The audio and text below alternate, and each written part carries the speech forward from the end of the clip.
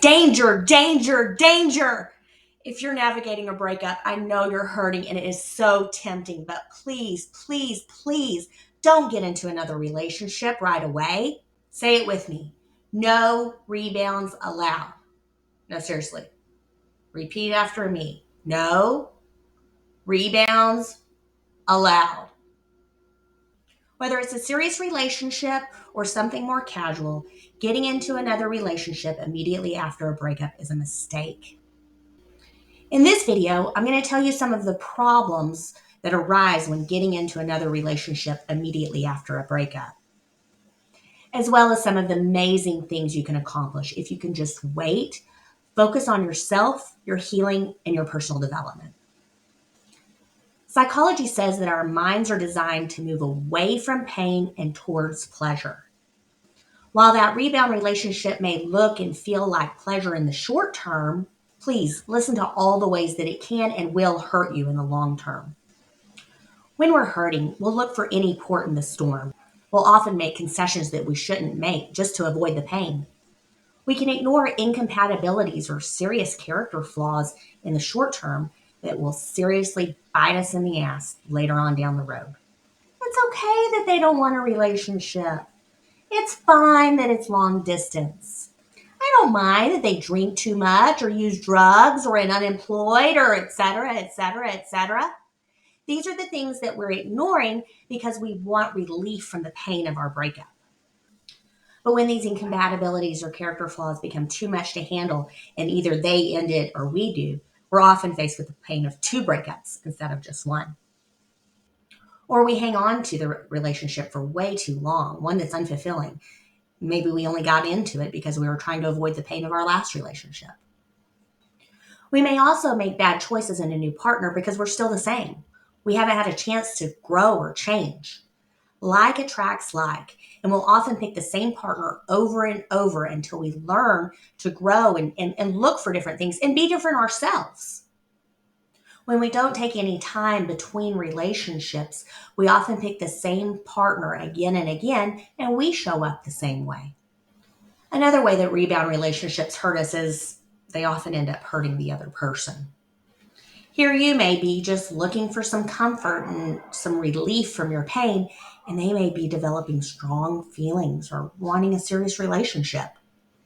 Are you just using them? Are you really emotionally available for a relationship? Is this fair to the other person? I'm a big fan of the golden rule. Do unto others as you'd have them do unto you. Would you really want to be used as a Band-Aid to cover up someone else's pain? In extreme situations, it can be like we don't even see that other person. They're like a drug or a drink. Just do whatever it takes to make the pain go away. We don't care who they are or what they are, so long as they make the pain stop.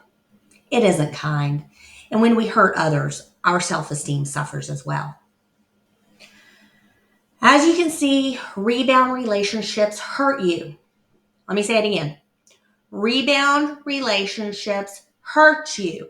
I know it feels good in the short term, but in the long term, just like we've talked about, they hurt you. I can hear you now.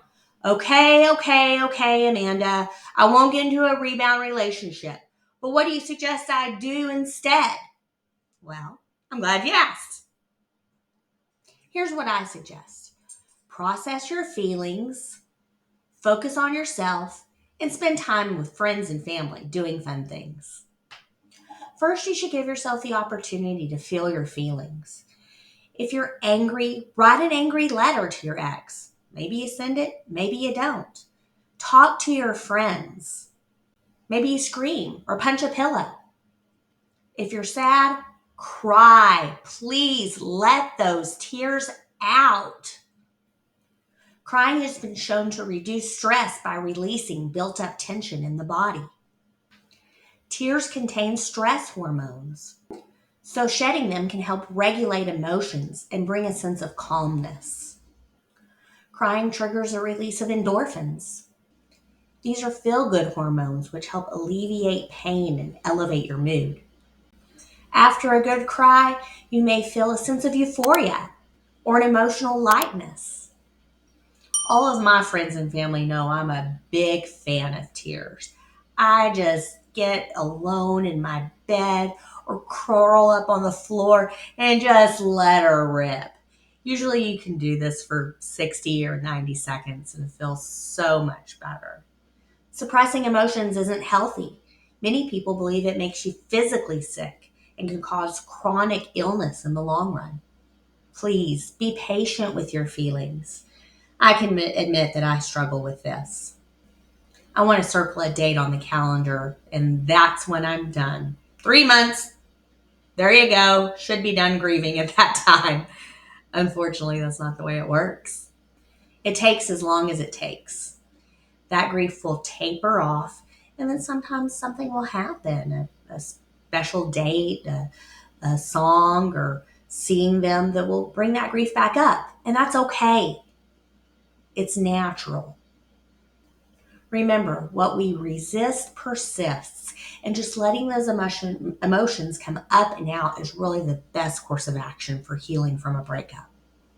Another healthy choice that you can make after a breakup is focusing on yourself and your personal growth. I have a personal inventory sheet on my website that lets you rank your satisfaction in different areas of your life, like physical health, career, finances, and others. I think there's 9 total categories.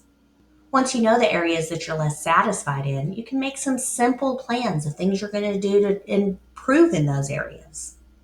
This kind of stuff is so good for our self-esteem, which for many of us is suffering after a breakup. Whether we're the one who initiated the breakup or we're on the receiving end, our self-esteem usually takes a hit because either we think we weren't good enough for that person or that we're still doing a bad job in picking a partner. Working on personal growth serves many purposes. It gives us something healthy to focus on instead of the ex. And it also helps us become a more whole, healthy partner so that we can attract a more whole, healthier partner when we're ready to get back out there. In the wake of my breakup, I decided to focus on my coaching business and start a YouTube channel. Last but not least, after a breakup, it's a great idea to spend time with your friends and family and maybe even make some new friends. Check out meetup.com or Facebook groups to meet new people. Having people around who've known you for a long time and you can talk about your breakup with is very healing. My coworker, my friends, my teenage kids, they were all there for me after my most recent breakup, and I couldn't have made it through without them. Well, maybe I could have, but it would have been a lot more painful and taken a lot longer time. I have a friend at work who listened to me, cared about me, and supported me daily. You know who you are. Isolation hurts us anytime, but especially in a time when we're hurting and in pain, isolation only exacerbates that. So please, please, please do not get into a rebound relationship after your breakup. It hurts you, and you miss out on this beautiful opportunity for healing and growth. If you like this video, check out this one. It'll help you heal from your breakup and get over your ex faster. Thanks for watching.